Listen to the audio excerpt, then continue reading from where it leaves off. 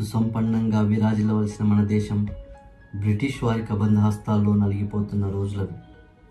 భారతీయులంతా నిరాశ నిస్పృహల చీకట్లో బ్రతుకుతున్న కాలమది. అదిగో అలాంటి సమయంలో సూర్యుడు సరికొత్త రూపంలో కలకత్తాలో ఉదయించాడు.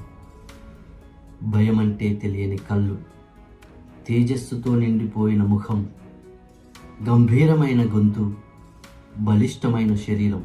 దేశభక్తికి నిలువెత్తు రూపం ఆయనే స్వామి వివేకానంద. కుల, మత, జాతి, లింగ భేదాలు లేకుండా ప్రతి ఒక్కరికి ఆదర్శం ఆయన. ఇండియాలోని యువతకు రోల్ మోడల్ ఆయన. భారతదేశం యొక్క అత్యంత ప్రసిద్ధ ఆధ్యాత్మిక నాయకులు, దేశభక్తుడు, మాటలతో మంత్రముగ్ధులను చేయగలిగే గొప్ప వక్త.